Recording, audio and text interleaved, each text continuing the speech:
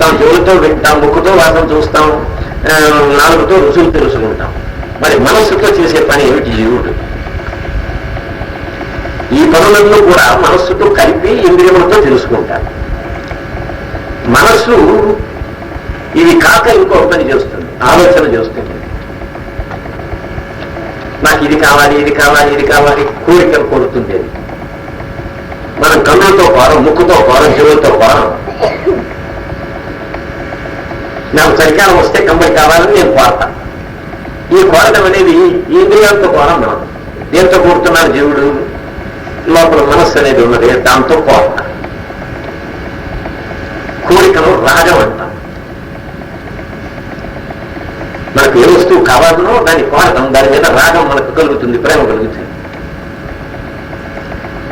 ఆ కోరిన వస్తువు మంచిదా చెడ్డదా, దాన్ని సంపాదించుకుంటే మనకు మేలు కలుగుతుందా కీడు కలుగుతుందా అని ఆలోచన కూడా చేస్తాడు జీవుడు. ఈ ఆలోచన దేంతో చేస్తారు? మనసుతో చేస్తారు. అది కన్నులతో ముక్కులతో చేసేది కాదు.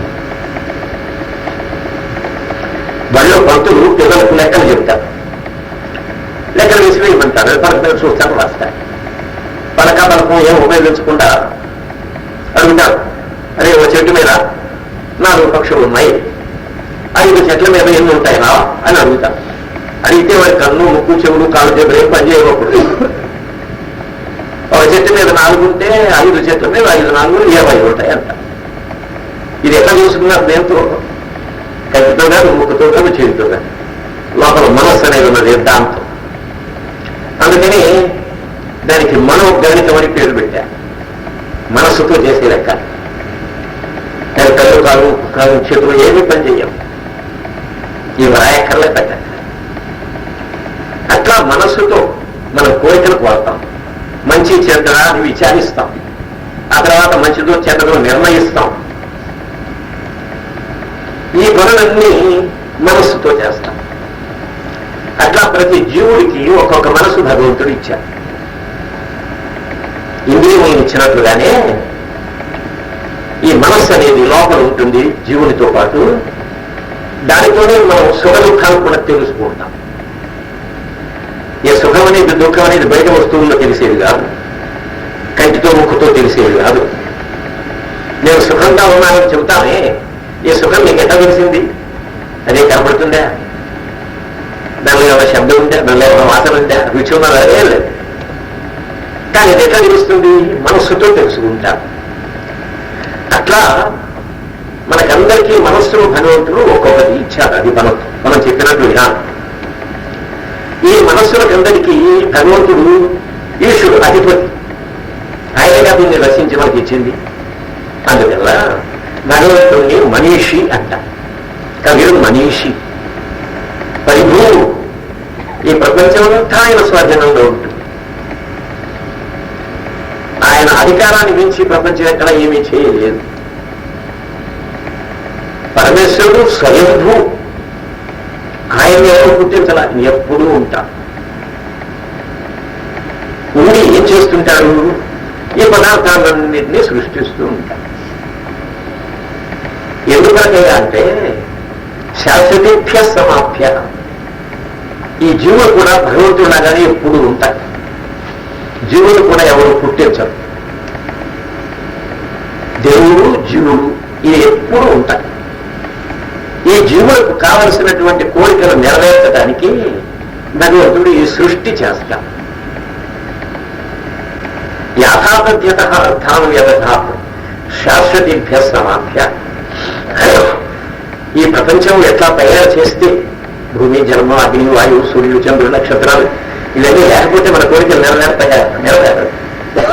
మన కోరికలు నెరవేర్చడానికే భూమిని పుట్టించారు, జలాన్ని పుట్టించారు, వాయువును పుట్టించారు. ఈ ప్రపంచ పదార్థాలన్నింటినీ భగవంతుడు పుట్టించారు. ఇది భగవంతుడు చేసే పని.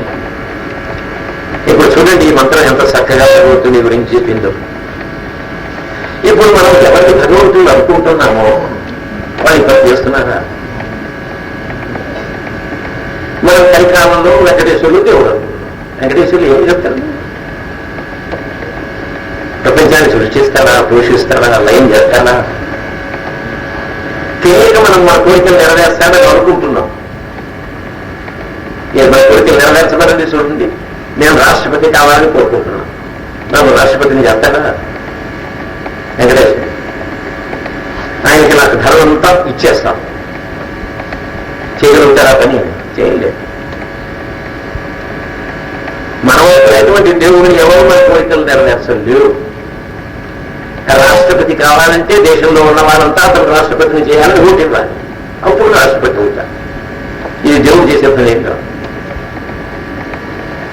అందుకని భగవంతుడు మనకు కోరికలు నెరవేర్చడానికి ప్రపంచాన్ని సృష్టించి పోషించి లయం చేసినట్లుగా మనం అనుకునేటువంటి దేవుళ్ళు ఎవ్వరూ కాదు. రాముడు కాదు, కృష్ణుడు కాదు, ఆంజనేయుడు కాదు, వెంకటేశ్వర స్వామి కాదు, ఇంకా ఎన్నో దేవతలు మనం పెట్టుకున్నాం. కాశీలో ఉన్న విశ్వేశ్వరుడు కాదు, శ్రీశైలంలో ఉన్న మల్లికార్జునుడు కాదు, రామేశ్వరంలో ఉన్న రామేశ్వరుడు కాదు, ఎవరు కాదు.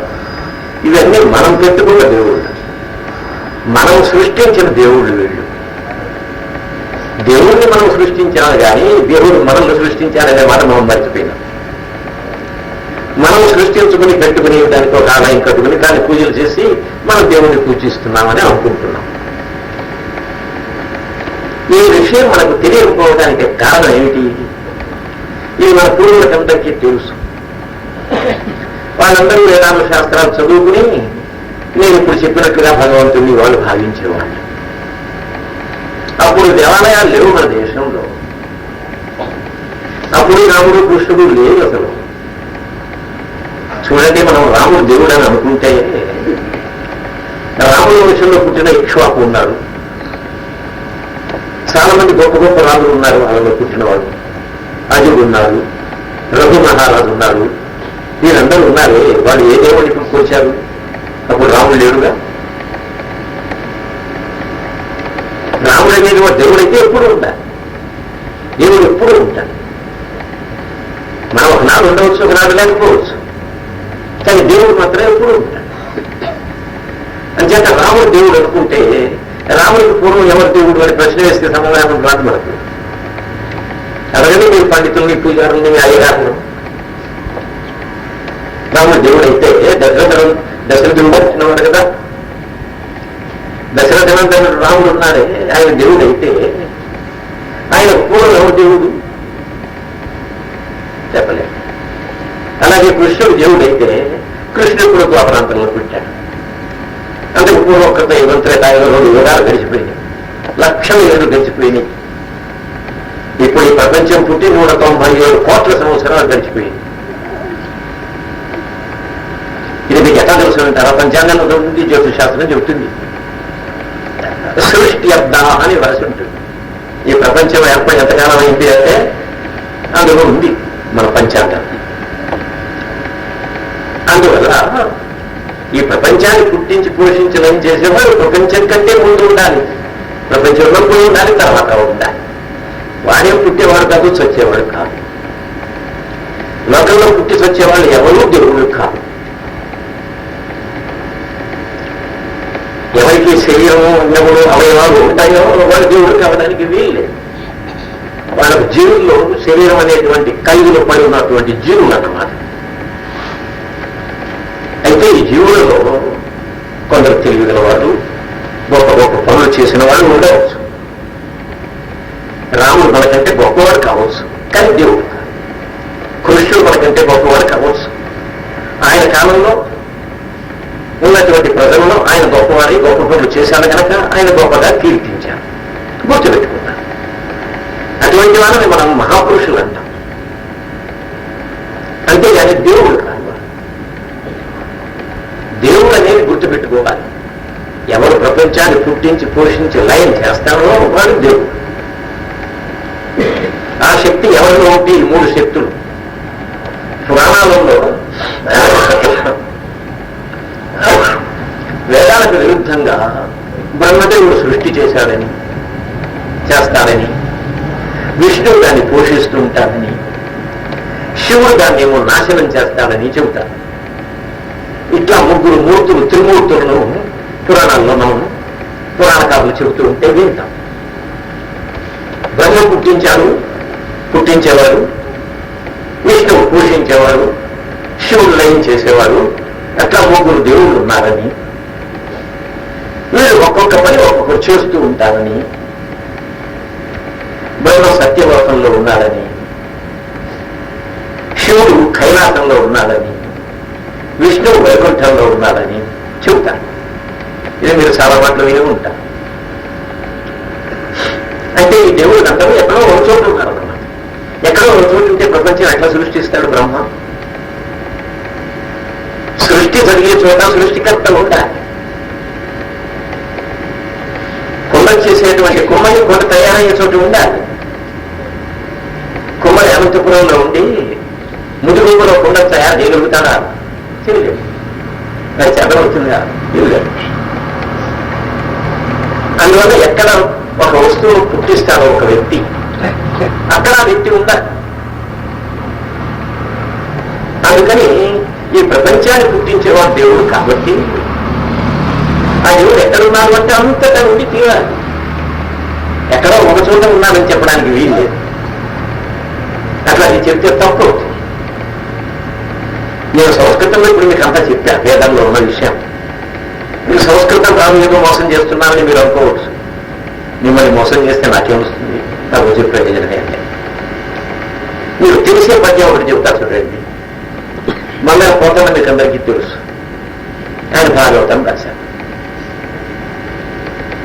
ఆ భాగవతంలో భగవంతుని గురించి ఒక చోట ఇట్లా అన్నారు. ఏమని? ఎవరిచే జనించు జనము. జనం అంటే ప్రపంచం. ఇది ఎవరి వల్ల పుడుతుందో, జనించడం అంటే పుట్టడం. ఎవరిచే జనించు జనము అంటే ఎవరు ఈ ప్రపంచాన్ని పుట్టిస్తారో. ఆ తర్వాత ఎవరి లోపల ఉండు, ఈ జగత్తు ఎవరిలో ఉంటుందో పుట్టిన తర్వాత. కుమ్మరివాడు కూడా చేసి తమలో పెట్టుకోడు, దూరంగా పెట్టాడు. కానీ భగవంతుడు ప్రపంచాన్ని పుట్టించాడు. మీరు ఎక్కడ పెట్టారు? తాను లేని చోటు లేదు. అందుకని తనలోనే ఉంచుకున్నాడు. ప్రపంచానికి ఆధారం ఉంటా ఎవరుకున్నాడు? భగవంతుడే. అందుకని భగవంతుల్లోనే ఈ జగం ఉన్నది, ప్రపంచం. ఆ తర్వాత లీనమై ఎవ్వనియందు ప్రళయం వచ్చినప్పుడు ఈ ప్రపంచం అంతా కనపడకుండా సూక్ష్మ రూపంలో చేరి ఎవరిలో ఉంటుంది? భగవంతుడినే ఉంటుంది. దీన్ని పుట్టించిన వాడు భగవంతుడే. తనలోనే ఉంచుకున్నారు, తనలోనే పోషించారు కొంతకాలం. తర్వాత నాశనం చేసి తనలోనే ఉంచుకుంటారు. సూక్ష్మ రూపంలో ఉంటుంది. పరమేశ్వరుడు అతడు అని పోతానని చెప్పాను. ఈ తెలుగు పద్యం మీకు అందరికీ అర్థమవుతుంది. అట్లాగే భాగవతంలో పోతన్న ప్రహ్లాదుని చేత తండ్రి ప్రశ్న వేస్తారు. ప్రహ్లాదుని తండ్రి ఎక్కడా అని దేవుడు ఎక్కడున్నారు? ఎక్కడున్నారు అంటే వాడు పిల్లవాడు చెబుతున్నారు. ఏమని? ఇందు కలడు అందు లేడు అని సందేహం వలదు. భగవంతుడు ఇక్కడ ఉన్నారు, అక్కడ లేదని నీవు సందేహపడుతున్నావు. ఏమిటన్నా? అది పనికిరాదు. చక్రి సర్వోపదం. చక్రి అంటే భగవంతుడు. చక్రం తిప్పేవాడని అర్థం చక్రి అంటే. చక్రం అంటే ఈ బ్రహ్మాండం అంతా గోరుగా కనపడుతుంటుంది, చక్రంలాగా. అందుకని దాన్ని చక్రి అన్న అర్థం భగవంతుడు. ఆ భగవంతుడు ఉన్నాడే ఈ చక్రి, సర్వోపగతుడు. సర్వం అంటే ప్రపంచం అంతా. భూమి, జలము, అగ్ని, వాయువు, సూర్యుడు, చంద్రుడు, నక్షత్రాలు, ఆకాశం, ఇదంతా.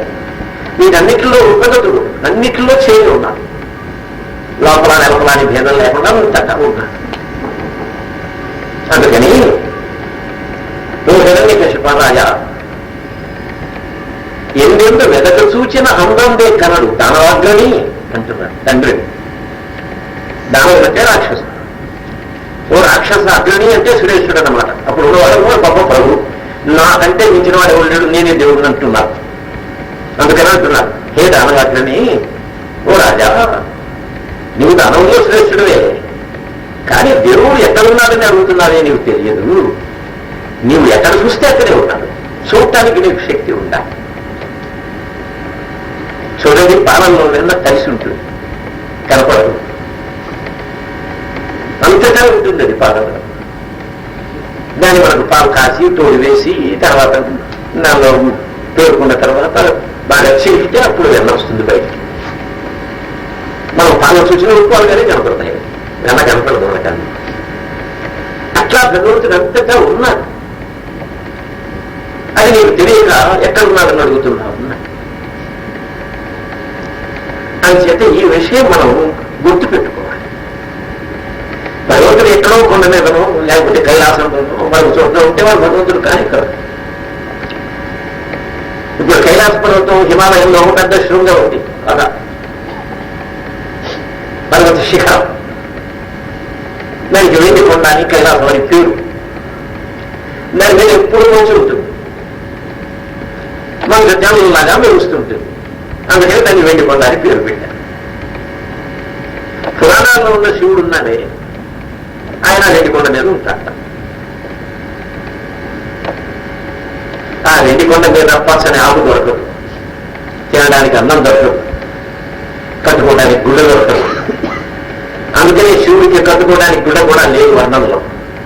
ఆయన పులి చర్మమో గజ చర్మమో కట్టుకుంటాడన్నది. అక్కడ బంగారం దొరకదు. అందుకని ఆయన సొమ్ము ఏమున్నాయి, పాములు చుట్టుకున్నాడు చేతికి కాలకు మేరకు. నాగభూషణుడని పేరు.